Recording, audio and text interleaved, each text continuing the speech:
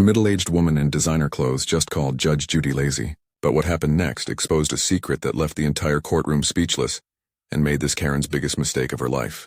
The fluorescent lights buzzed overhead in Studio 2A, casting their familiar harsh glow across the iconic courtroom set that had become America's theater of justice for over 2 decades. The gallery was packed with an audience of 75 people, their faces a mix of anticipation and nervous energy, clutching their tickets like golden passes to witness what they hoped would be another legendary Judge Judy takedown.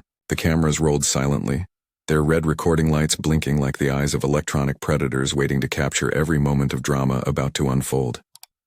Before we dive into this incredible case, tell me in the comments where you're watching from. I love seeing where my viewers are around the world. And don't forget to hit that subscribe button so you never miss more unbelievable cases like this one. Now sit back, relax, and enjoy the video. At the defendant's table sat Karen Mitchell, a 42-year-old real estate agent from Westchester County. Her perfectly styled blonde hair swept back in what she clearly believed was an authoritative look. Her navy blue Chanel blazer screamed expensive taste. Her manicured nails drummed impatiently against the wooden table, and her ice blue eyes held the unmistakable gleam of someone who had never been told no and didn't plan to start today. She shifted in her chair with the restless energy of someone accustomed to being the most important person in any room, checking her diamond-encrusted Apple Watch as if the court schedule should bend to her convenience. This wasn't just any entitled defendant. This was a woman who had built her entire identity around being right, being superior, and being in control.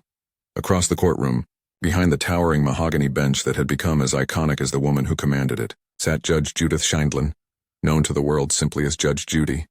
At 81 years old, she remained a force of nature wrapped in black judicial robes, her silver hair perfectly coiffed, her dark eyes sharp as surgical instruments behind designer glasses that had witnessed more human drama than a therapist's office. Her hands, adorned with simple gold rings, rested calmly on the bench, but those who knew her recognized the stillness as the calm before a storm. Judge Judy had been dispensing justice on television for 28 years, but what the audience didn't know was that she had been keeping count of something that would soon become the most devastating weapon in her arsenal. The case seemed routine enough on paper. Karen was suing her neighbor, Patricia Williams, for $300 over what she claimed was deliberate damage to her prize-winning rose garden during a fence installation. But anyone who had watched Judge Judy for more than 5 minutes knew that the amount of money was never what mattered.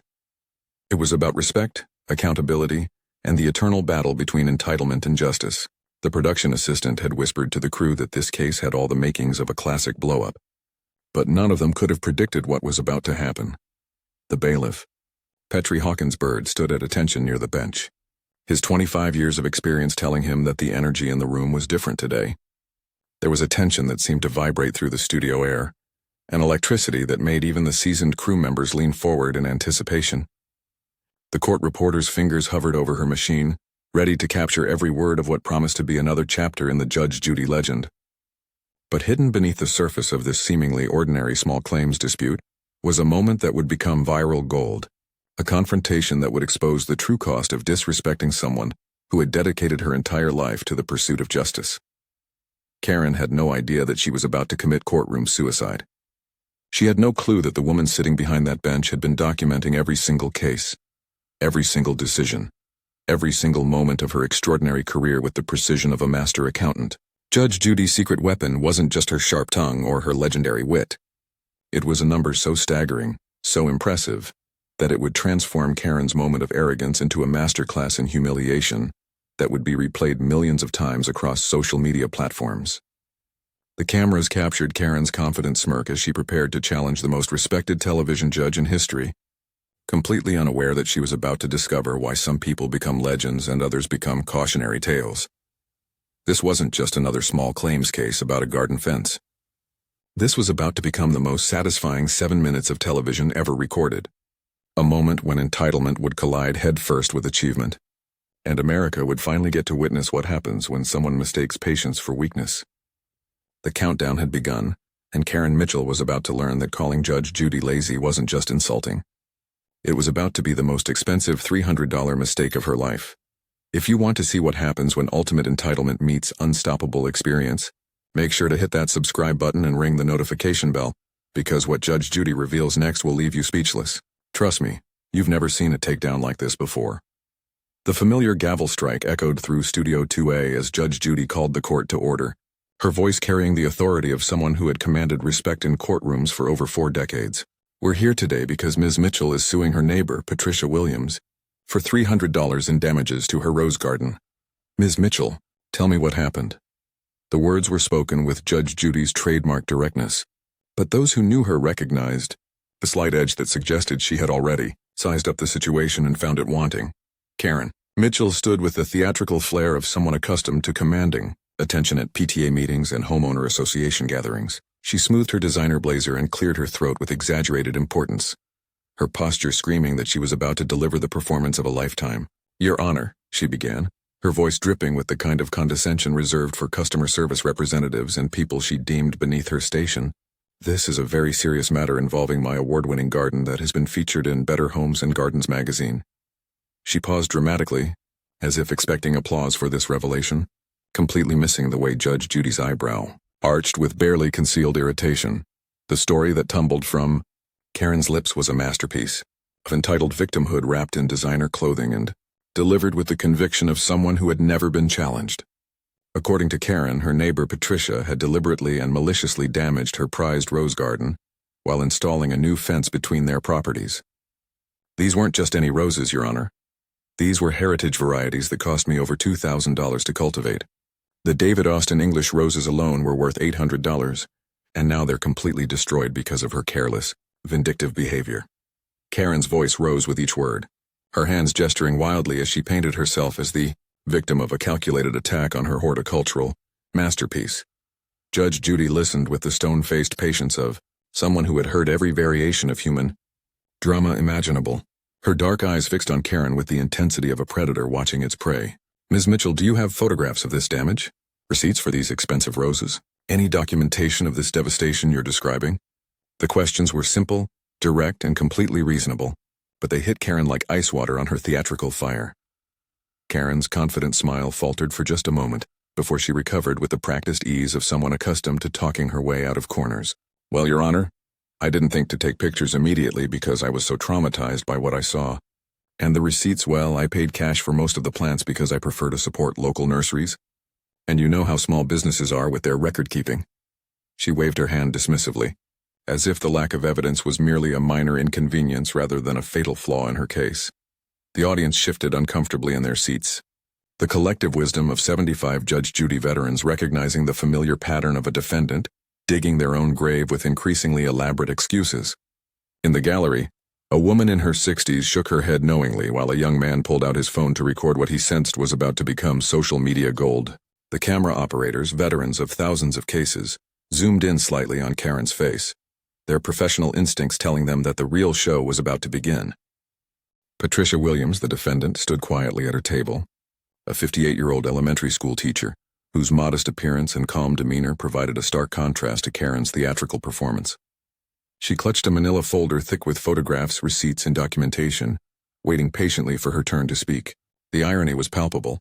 The person being accused of destruction had come prepared with evidence, while the accuser had arrived armed only with attitude and assumptions. Judge Judy's patience was wearing thin, and those familiar with her legendary temperament could see the warning signs. Her lips pressed into a thin line. Her fingers drummed once against the bench and her head tilted slightly to the side in the way that had preceded thousands of devastating cross-examinations. "Ms. Mitchell, in my courtroom we deal in facts, not feelings. We need evidence, not elaborate stories. Do you have anything concrete to support your claim? Or are we supposed to take your word for it because you shop at expensive nurseries?"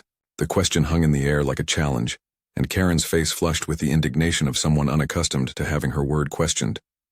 She straightened her shoulders and fixed Judge Judy with a look that would have intimidated a department store manager, but was laughably ineffective against a woman who had faced down hardened criminals in family court. "Your Honor, I don't appreciate having my integrity questioned. I'm a respected member of my community and my word should be sufficient."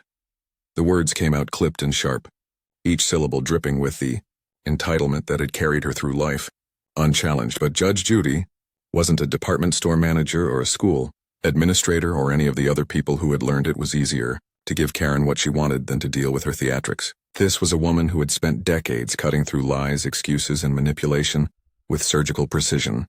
The stage was set, the players were in position, and the audience could feel the tension building like electricity before a thunderstorm. Karen Mitchell was about to learn that there is a difference between people who give you what you want and people who give you what you deserve.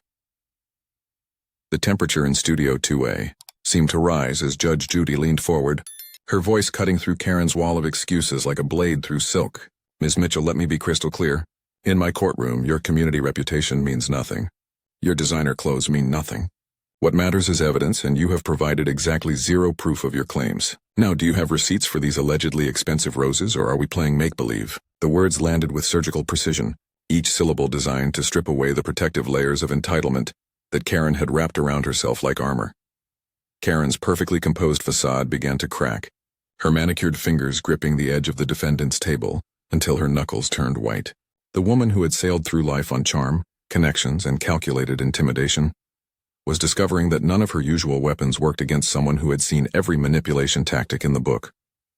Your Honor, I resent the implication that I'm lying. I've been a pillar of my community for over 20 years. I serve on the school board, I chair the garden club, and I've raised over $50,000 for local charities. Her voice rose with each credential, as if her resume could somehow transform her lack of evidence into fact. Judge Judy's expression didn't soften even slightly. If anything, the mention of Karen's various positions seemed to irritate her further. Ms. Mitchell, I don't care if you're the Queen of England. Bring me receipts, photographs, witness statements, something other than your opinion of yourself. The audience began to murmur, sensing that this wasn't going to be the quick victory Karen had obviously expected when she strutted into the courtroom. That's when Karen made her first critical error. Instead of backing down or attempting to salvage what remained of her case, she doubled down with the desperation of someone watching their carefully constructed world crumble in real time. This whole process is ridiculous, she snapped, her voice losing its practiced sweetness and revealing the steel underneath. I shouldn't have to prove anything to anyone. The damage is obvious, and anyone with eyes can see that woman. She pointed dramatically at Patricia, deliberately destroyed my garden out of pure spite. The courtroom fell silent except for the barely audible hum of cameras capturing every moment of Karen's meltdown. Judge Judy's dark eyes glittered with something that could have been amusement if it weren't so dangerous. Ms. Mitchell, are you seriously telling me that you came into my courtroom expecting me to award you $300, based on your word alone? No evidence, no proof, just your say-so? Karen's face flushed a deep red that clashed horribly with her carefully chosen outfit. Her breath came in short, angry bursts as she realized that her usual tactics weren't just failing. They were backfiring spectacularly. I don't understand why this is so difficult, she hissed, her voice dripping with frustration. I'm telling you what happened. Isn't that enough? Why do I need to jump through hoops to prove what everyone already knows? Judge Judy leaned back in her chair, a small smile playing at the corners of her mouth that any Judge Judy veteran would recognize as the calm before the storm. The audience held its collective breath, sensing that they were witnessing the build-up to something spectacular. Karen Mitchell, in her designer blazer and entitled fury, had just walked into a trap of her own making, and she didn't even realize it yet. The countdown to destruction had begun, and America was about to witness what happens when unstoppable arrogance meets immovable authority. What happened next would become the most replayed 7 seconds in television history. Karen Mitchell, her face twisted with rage and desperation, committed courtroom suicide with 4 words that would haunt her forever. Judge Judy had just asked her one final time for any shred of evidence to support her case, when Karen's last thread of self-control snapped like a guitar string under too much tension. You know what? Karen shrieked, her voice rising to a pitch that made the sound engineers wince and reach for their equipment. You're not even listening to me. You just sit there behind that bench asking the same stupid questions over and over again. You don't care about justice, you're just lazy. The word lazy exploded from her lips like a verbal grenade, detonating in the silence of Studio 2A with the force of a thunderclap. The courtroom became a vacuum of sound so complete that the air conditioning seemed to roar like a freight train. 75 audience members sat frozen in their seats, mouths agape, eyes wide with the kind of shock reserved for witnessing car accidents and natural disasters. The camera operator's hands trembled slightly as he zoomed in on Judge Judy's face, capturing the moment that would be dissected frame by frame across social media platforms within minutes. Judge Judy sat completely motionless, her dark eyes fixed on Karen with the intensity of a laser beam. Her hands remained folded calmly on the bench, but something fundamental had shifted in the atmosphere of the courtroom. It was the kind of stillness that comes before earthquakes, the eerie calm that precedes devastating storms. Even Bailiff Byrd, veteran of thousands of explosive moments, raised his eyebrows in a mixture of disbelief and anticipation. Karen, apparently unaware that she had just triggered a nuclear response, stood with her chin raised defiantly, as if calling one of America's most respected television personalities lazy was somehow a brilliant legal strategy. The red recording lights on the cameras seemed to pulse like heartbeats, capturing every microsecond of what would become the most spectacular professional destruction in television history. Judge Judy slowly removed her glasses, cleaned them with deliberate precision, and replaced them with the methodical calm of someone preparing to deliver justice in its purest, most devastating form. Judge Judy's voice, when it finally came, was softer than a whisper, but carried the weight of 28 years of television justice. "Lazy?" she repeated, the single word hanging in the air like a death sentence. "Ms. Mitchell, let me educate you about lazy." What happened next was surgical precision disguised as conversational storytelling. In my career, I have personally decided over 25,000 cases. That's 25,000 disputes, 25,000 decisions, 25,000 moments where real people trusted me with their problems. Her voice gained momentum like a gathering storm. That breaks down to over 1,000 cases per year, every single year, for 25 consecutive years without a break. The courtroom was transfixed as Judge Judy continued her methodical demolition. Before this show, I spent 14 years as a family court judge in Manhattan, handling the most heartbreaking cases imaginable. Child custody disputes, domestic violence, adoption proceedings. I've worked 6 days a week, 52 weeks a year for 4 decades. Karen's face had drained of all color, her earlier defiance replaced by dawning horror as the magnitude of her mistake became clear. The audience leaned forward, watching the systematic destruction of entitled arrogance by pure, undeniable achievement. Judge Judy wasn't finished. She was just getting started, and Karen was about to discover exactly how deep this hole could get. Can you believe what just happened? If you're enjoying Judge Judy absolutely destroying this entitled Karen, smash that like button and let me know in the comments what you think Karen was thinking right now. But wait, it gets even better because Judge Judy wasn't done annihilating her. Judge Judy leaned forward, her voice gaining the rhythm of someone delivering a masterclass in professional achievement. "Ms. Mitchell, since you seem confused about what constitutes work, let me break this down further.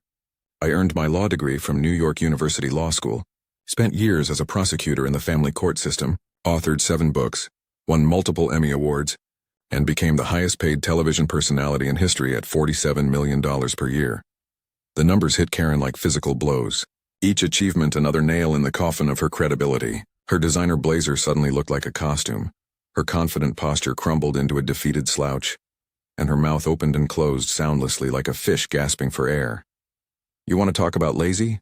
Judge Judy continued, her voice now carrying the full weight of decades of earned authority.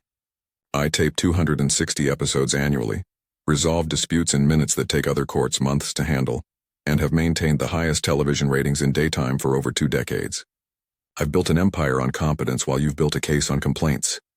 The audience erupted in thunderous applause, some rising to their feet in appreciation of witnessing pure professional dominance. Karen attempted to speak, stammering pathetic attempts at backtracking, but Judge Judy silenced her with a single raised hand. "Case dismissed. You came into my courtroom with no evidence, no respect, and no clue. Get out." The final verdict landed with the finality of a tomb closing. Karen's walk to the exit was the longest 30 feet of her life, captured in excruciating detail by cameras that would make this moment internet immortality. The moment Karen Mitchell's designer heels clicked out of Studio 2A for the final time, the internet exploded into chaos.